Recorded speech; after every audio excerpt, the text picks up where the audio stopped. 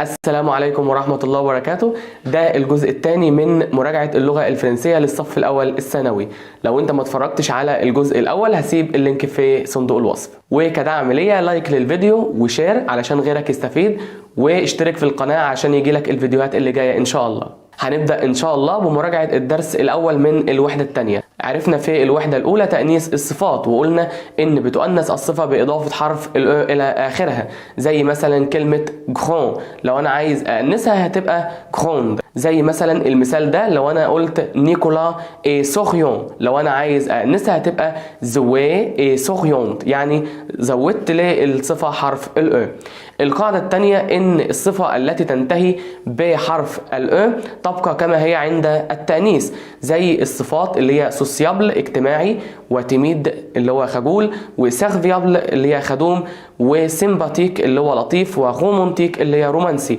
وكمان صفات الألوان اللي هي روج وجون وروز وجون وأورانج. الصفات دي بتنتهي بحرف ال إذا هتنفع مفرد ومذكر وتنفع مفرد مؤنث. تالت حاجة معانا اللي هي الصفة اللي بتنتهي بال اكسون تجي، ودي لما بنيجي نأنسها بنزود لها حرف ال زي في الصفات دي اللي هي كلمة أردني اللي هي بمعنى منظم للأشخاص، أو غونجي اللي هي بمعنى منظم للأشياء.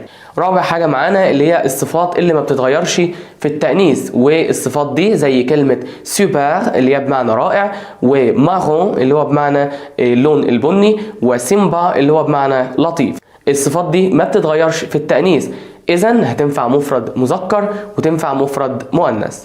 أما عند جمع الصفة بنضيف لها حرف الاس، زي في الصفة دي اللي هي كلمة سوخيون، لو أنا عايز أجمعها أحط لها حرف الاس، زي ما أقول إيلي جورمون، لو أنا عايز أجمعها هتبقى إيل سون جورمون. تاني حاجة معانا وهي الصفة اللي بتنتهي بحرف الاس أو حرف الاكس تبقى كما هي عند الجمع. الصفات دي زي مثلا كلمة فرونسي، زي اونجلي، زي جرو اللي هو بمعنى سمين، زي جري اللي هي بمعنى رمادي، وسيريو اللي هي بمعنى جاد، واوغي اللي هي بمعنى سعيد، ونرفو اللي هي بمعنى عصبي. الصفات دي لما باجي اجمعها بسيبها زي ما هي، اذا هتنفع مفرد مذكر وتنفع جمع مذكر. ده كان بالنسبة للجمع المذكر. أما عند جمع الصفة جمع مؤنث بتؤنث الصفة ثم تجمع، يعني هحط لها ال وبعدين الاس، زي في الصفة اللي هي بتي اللي هي بمعنى صغير، لو أنا عايز أجمعها جمع مؤنث هضيف لها الاس هتبقى بتيت. طيب احنا قلنا دلوقتي الصفة التي تنتهي بحرف الاس أو الاكس تبقى كما هي عند الجمع، يعني لما أقول مون فوازان اي نوت، طبعا كلمة مون فوازان دي مفرد مذكر، والمفرد المذكر اللي هي فرونسي. اما لو قلت مي فوازان سون نوت مي فوازان كده دي جمع مذكر. طب جمع المذكر اللي اخرها حرف الاس اللي هي برضو فرونسي، يبقى اذا فرونسي الاس دي كانت من اصل الصفة، تنفع مفرد مذكر وتنفع جمع مذكر. زي لما اقول مون امي اي نوت، مون امي اللي هو صديقي بيكون طبعا دي اول، زي لما اقول مون امي اي نوت، طبعا اول ثلاث صفات دول مؤنث لان بينتهوا بحرف ال يبقى هختار الاخيره اللي هي اوري، ودي كده مفرد مذكر. اما لو قلت ميزامي سون نوت دي كده جمع مذكر، برضو هختار الاخيره لان الاخيره اخرها حرف الاكس، اذا تنفع مفرد مذكر وتنفع جمع مذكر. كده دي القاعدة العامة في جمع الصفات. بقى لنا ملحوظتين مهمين جدا.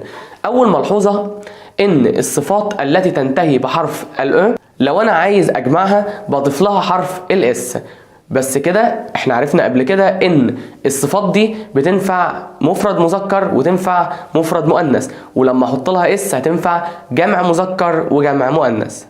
الملحوظة الثانية وهي ان الصفة اللي هي اورانج وسوبر ومارون الصفات دي لا تتغير عند التأنيث او الجمع، يعني من الاخر كده الصفات دي بتنفع مع اي حاجة، تنفع مفرد مذكر ومفرد مؤنث وجمع مذكر وجمع مؤنث. اما الصفة اللي هي سيمبا لا تتغير عند التأنيث ولكن تجمع بإضافة حرف الاس الى اخرها.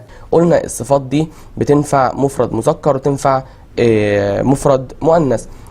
لو انا عايز اجمعها هحط لها حرف الاس، فخلي بالك ان هي تنفع جمع مذكر وتنفع جمع مؤنث. وفي الحالة دي بيقوم جايب لي الفاعل جمع مذكر زي ميزامي، ميزامي كده دي جمع مذكر، وهيجيب الصفات كلها بتنتهي بالاو اس، وطبعا الصفة اللي بتنتهي بالاو اس بتبقى جمع مؤنث. بس انا هختار اللي هي سيرفيابل لان الاو هنا من اصل الكلمة تنفع جمع مذكر وجمع مؤنث.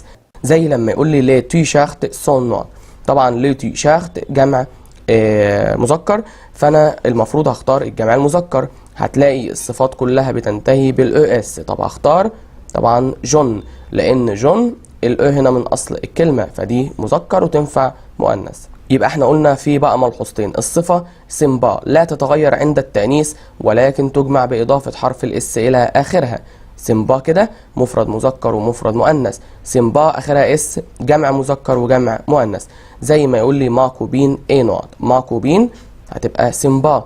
اما لو قلت ميكوبين سون نوت، طبعا ميكوبين كده المفروض جمع مؤنث، فالمفروض الصفه تبقى اخرها الاو اس، ولا صفه هتلاقيها بتنتهي بالاو اس. طب ايه اللي هتنفع؟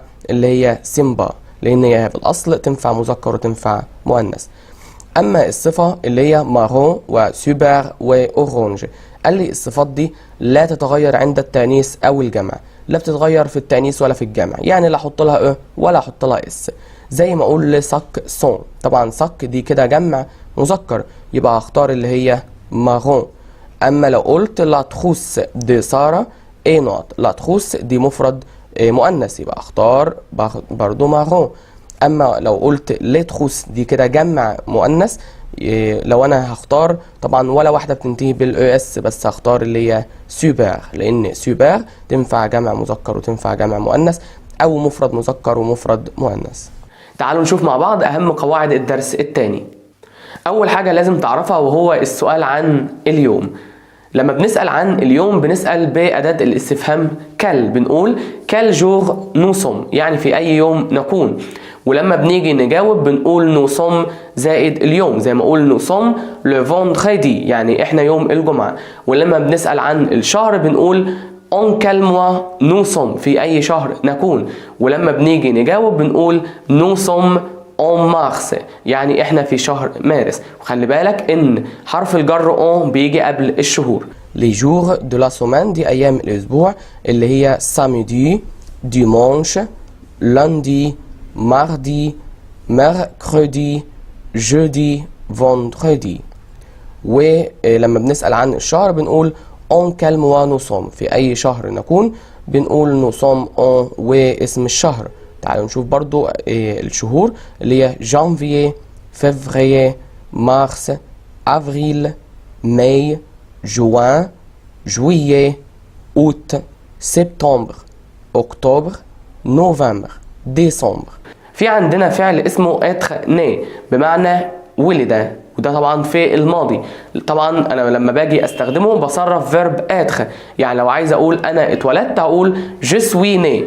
عايز اقول مثلا انا اتولدت يوم 8/7 اقول جو سوي ني لو 8 جويي.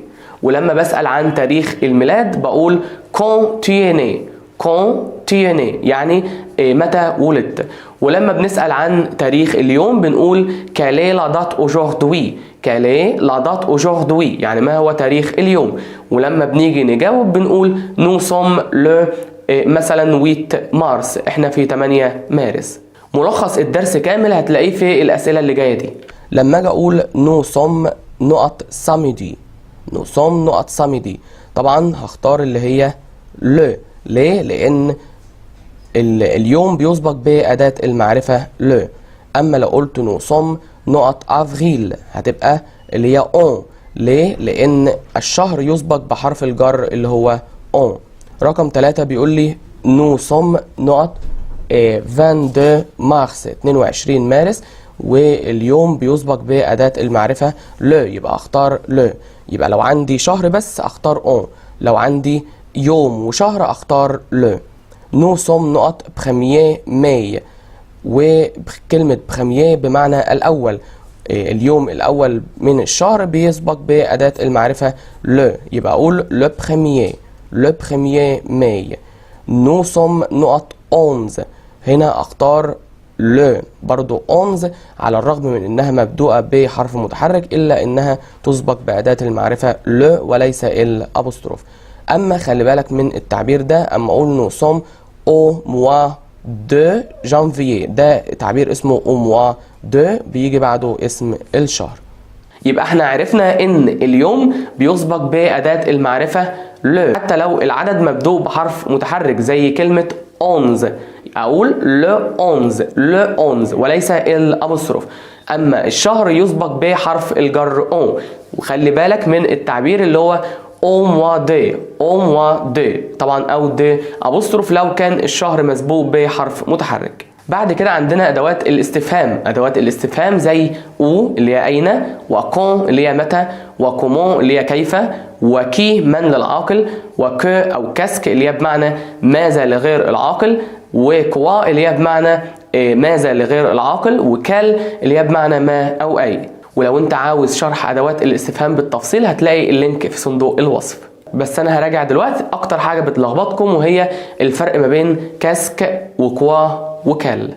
طبعا كاسك وكو اللي هي بمعنى ماذا لغير العاقل، وكوا برضو معناها ماذا لغير العاقل، اما كال اللي هي بمعنى ما او اي. يبقى احنا دلوقتي عرفنا ان كاسك بمعنى ماذا بتسأل عن مفعول غير عاقل بس بتيجي في بداية السؤال، اما كوا برضو معناها ماذا لغير العاقل بس بتيجي بعد الفاعل والفعل، اما كال بمعنى ما او اي، ودي بنستخدمها لما يكون الحاجة اللي بنسأل عليها موجودة في السؤال.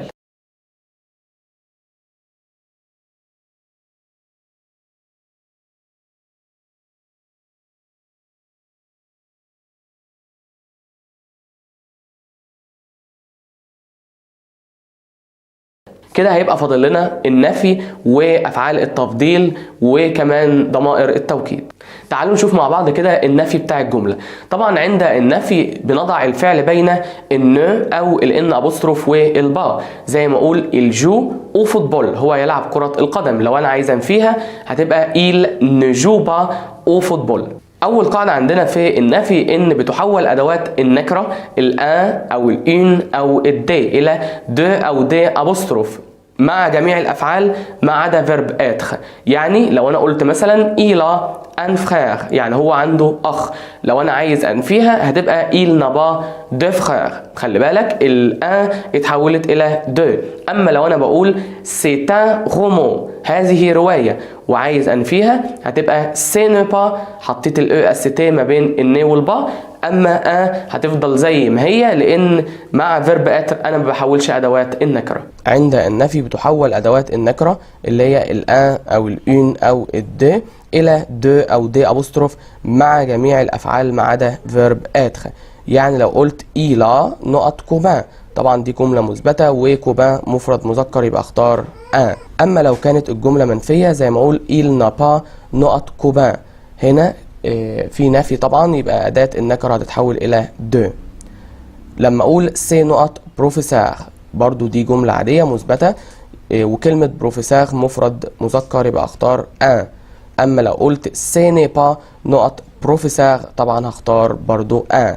طب ليه هنا في النفي ما تحولتش الاداء الى دو؟ لان انا عندي هنا فيرب اتر، ولما يكون الجمله فيها فيرب اتر ما بحولش الاداء. وخلي بالك ان الافعال اللي هي ايمي وادوري وبريفيري وديتستي الافعال دي بيجي بعدها ادوات معرفه اللي هي اللو واللا والال ابوستروف والال اس، وخلي بالك ولا تتحول عند النفي. يعني لو انا قلت إيليم لو فوتبول وعايز انفيها هتبقى إيل نيمبا لو فوتبول. اما الافعال دي اللي هي بريفيري وديتستي وايمي وادوري الافعال دي دايما بيجي بعدها ادوات معرفه اللي هي لو ولا وال ابوستروف والال يو اس، والافعال دي دايما بيجي بعدها اداه معرفه سواء في الاثبات او في النفي. يعني لو قلت إيليم نقط فوتبول طبعا هختار لو إيليم لو فوتبول. اما لو قلت إيل نيم با طبعا برضو هختار لو فوتبول لان ادوات المعرفه لا تتحول عند النفي. بعد كده عندنا ضمائر التوكيد اللي هي لي برونوم تونيك، وضمائر التوكيد اللي هي مع الجو بتبقى موا ومع التي بتبقى توا، ومع الإيل بتبقى لوي، ومع ال بتبقى ال. ودي ضمائر بتيجي قبل ضمائر الفاعل.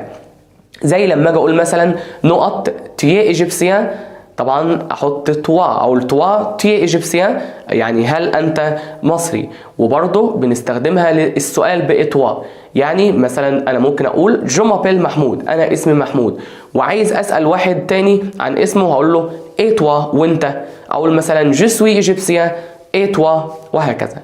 بس كده دي كانت المراجعه. لو انت استفدت من الفيديو ده شير للفيديو عشان غيرك يستفيد. اشترك في القناه عشان يجي لك الحلقات اللي جايه ان شاء الله. سلام عليكم.